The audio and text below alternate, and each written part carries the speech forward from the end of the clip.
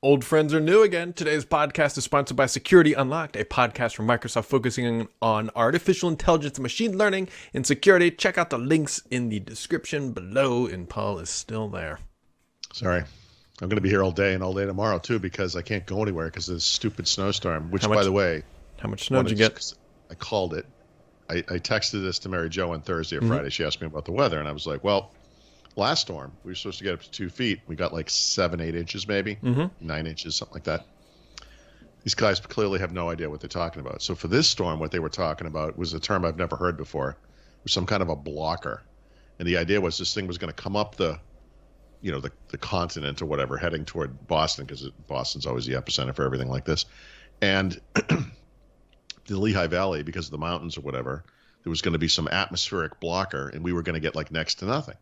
So I said to Mary Jo, clearly we're going to get 2 feet of snow. Next morning I got up and my wife said, hey, you're not going to like this. The weather forecast has already changed. And now instead of like 3 or 4 inches of snow, we're going to get like 15, 16 inches. And I'm like, yeah, of course we are. Next morning I got up. She's like, actually, now we're going to get over 2 feet of snow. Like, of course we are. See, you just lived a moment in my life, Paul, because the Cincinnati Bengals paid these people on the front line a whole bunch of money to block, right? They're supposed to block people from assassinating the quarterback. And, they show up and they say they're going to block today. And then Joe Burrow breaks his leg. They look like they could block things. Yeah. These guys weigh 350 pounds probably. And they're agile. But they, well, I guess maybe the Bengals players aren't as agile. So I'll just sort of quote my friend John, who's my preeminent football expert, riffing on it takes a village. With football, it takes an organization. And a lot of the organizations in the NFL are not what we would call high quality. So that's part of the problem. Yeah, there's a lot going on. I did send Paul a video of me assassinating, not really, a child this weekend. So now, I assume you said it was a 4-year-old, so I assume it was not your child. No, it wasn't. So based on what Paul is talking about, we got snow, not like that. We got like 2.5 inches, and the problem... so far we only have like 6 or 7 inches. It literally is going to snow for the next 36 hours straight. Oh, fantastic. So, it's not going to stop. It's just, it is eventually going to stop, but... So perhaps you've seen the movie Snowpiercer, right? We got about 2.5 inches or whatever. And the problem is that yesterday it just rained the whole day, which is what you're getting, but in the form of snow.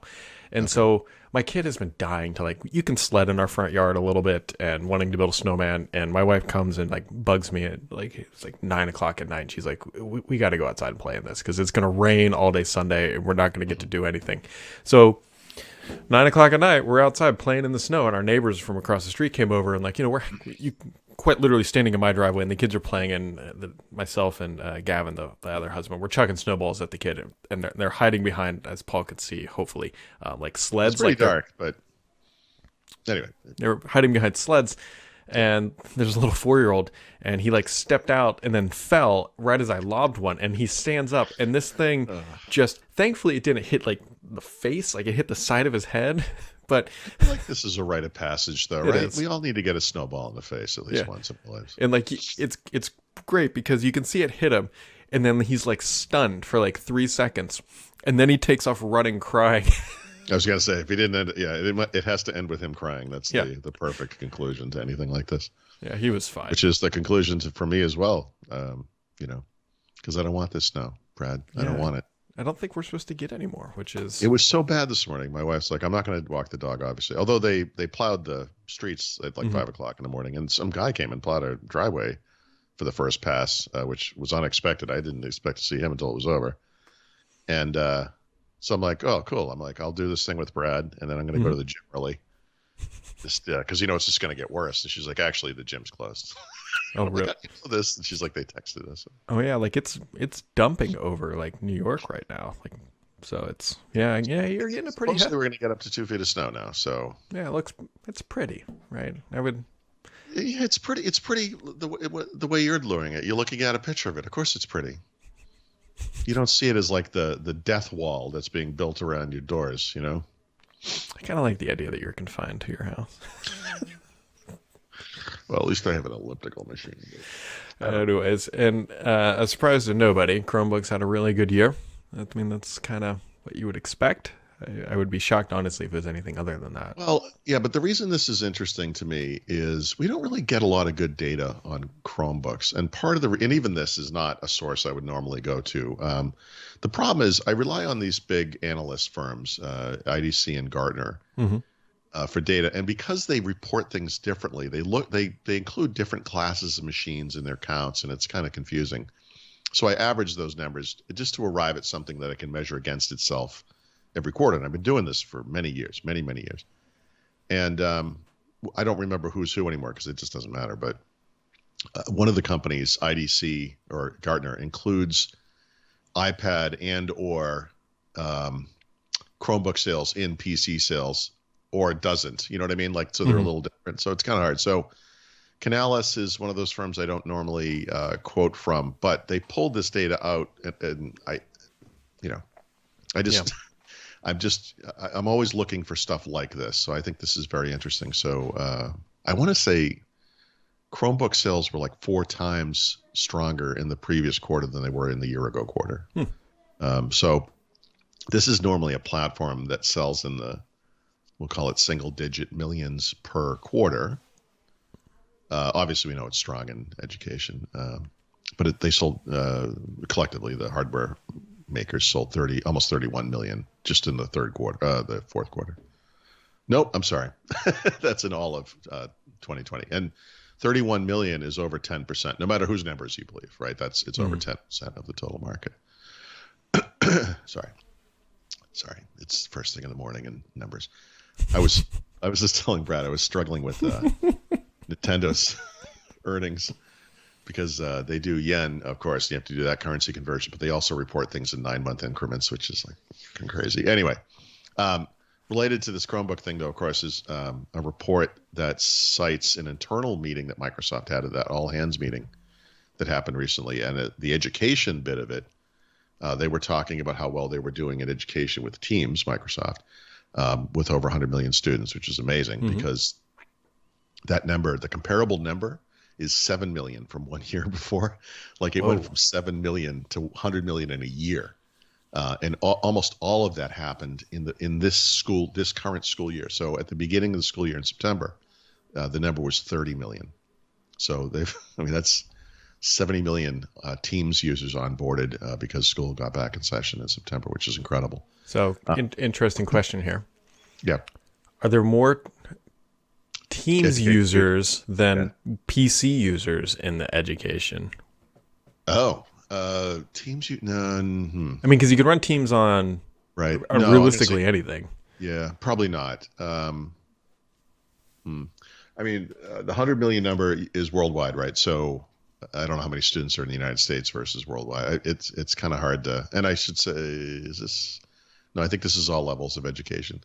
This is what makes these things hard because the other half of the story is about Chromebooks, and the Chromebook thing is literally K through 12 in the U.S. only. I think the Teams number is worldwide.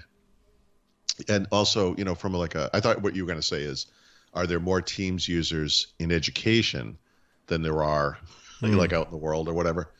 And it's hard to say. I don't know that a Teams education user, a student, is a great measure per se because they're in and out, and like our company, little company that we have, gigantic enterprise regardless. I mean, those are users that are on Teams every day using Teams. Like Teams users in education, I don't know. A lot of it probably is remote learning, obviously, and that may stop. I don't know how to measure that. Yeah, it'd be an interesting figure or a stat, I guess, to try to draw the comparables between the two platforms. But I've been thinking for a while now that Teams is how Microsoft gets back into education, not so much through cheap low-end hardware. No, that's for sure. I mean, and this is the other. I mean, obviously, you could have a Chromebook and use Teams, right? Teams works. That's fine. Or an iPad too. That's how my kid uses it. Yeah, I mean, Chromebooks are probably no, they definitely are. Chromebooks are by growth are the biggest platform in education, and in the United States, they are the majority platform. They have a 60% share in the U.S. K through 12. And it's interesting. So they talked about we have things in the works that will help us beat Chromebook. And the guy never mentioned 10x, but it has to be 10x, right? So 10x will probably be their push on the hardware / platform side. And then, Teams. I mean, for sure, Teams will definitely have better share in education than anything Microsoft does Windows wise, right? I mean, hopefully. Well, potentially, I should say. I think so. Yeah. No, because like you said, I mean, they'll use iPads, they'll use Chromebooks, they'll use Macs in some cases. I guess they use Windows PCs, whatever they use. But like Teams or Zoom or whatever will be used no matter which hardware device they use. Yeah. Yeah. Yep. That's good insight by Frosty over there. I'm still reeling from the yen thing. Yeah. 80 million units, by the way, on Switch so far. 24 million in most recent. No, 24. I don't know. I can't say it. No, When did the Switch come out? That's what. See, I'm still working through this, Brad. Hold on. 80 something million is the total number of Xbox 360 and PlayStation 3 units that were sold. Right. Those consoles were in the market, I want to say 7 years. Mm-hmm. So that gives you some perspective on that. The Switch will pass those consoles this quarter. May have already done so. Right? Yeah. So however long the Switch has been around. March 3rd, 2017. There you go. So 4 years. That's incredible. So this thing is on pace, right? So I don't have well, yes, I do. I'll just look at the numbers. For I know the Switch is portable, but it's not portable like a Game Boy is portable. The Nintendo Switch has now sold I'll call it a standalone Nintendo console, except for the Wii. The Wii has sold over 100 million. I think it's 101 something million. But Nintendo has some truly portable devices like the DS and the Game Boy Color that have outsold that. 119 for the Game Boy, 154 for the DS. But I mean, the Switch is pretty portable, mobile, or whatever. I don't know if it. I mean, it's not like an ultra portable. I guess you can't put it in a pocket. I guess is the fair way to. Yeah, I don't know how you differentiate. So I mean, whatever. This will all be part of it, but it will surpass the PS3 and the Xbox 360. It almost certainly will surpass the Wii this year, right? 101 million. They could do that in a year for sure. The next target after that is the original PlayStation, 102. And then we get up into PlayStation 4 area, 113. Mm-hmm. And then the Nintendo's portable devices, and then PlayStation 2 is still number 155 million. I don't see it, I guess, passing that, but it's big numbers. Yeah. Yeah, that's about 2/4 of an iPhone, that's always it's not a fair comparison. It's really not, because the iPhone just sells in massive numbers. Stupid numbers, yeah. Yep. But to put it in perspective, I mean, that's... Well, and that's the thing. I mean, when people say regulators going after Apple for their App Store policies, what about the Xbox? They do the same thing. They do. But Apple sold more iPhones in December than Microsoft has sold Xbox Ones over the entire 8-year, whatever run that was. So it's not really comparable. That's, let's say, 8 years. We'll call it 7 years. 1 quarter. So iPhone outsells one console by a factor of 28 or whatever that number is. I mean, or maybe it's 25 because some quarters are down a little bit, but they're not the same. No, you go for the big ones first. Yeah, it's a completely different scale. Like, it really is. It's probably a factor of 10, maybe. I think it's might even be bigger than that. Yeah, it's over 20. That's a big amount of factoring. I'd have to go look at the numbers, but it's over 20 for sure. You're over 20. There you go. Today's podcast is brought to you by Security Unlocked. You can find links down in the description below, or go directly to the site at securityunlocked.com. Or no, it's securityunlockedpodcast.com. Almost messed that up. Wow. That happens when you get over 20. Look, that white screen is what my house looks like now.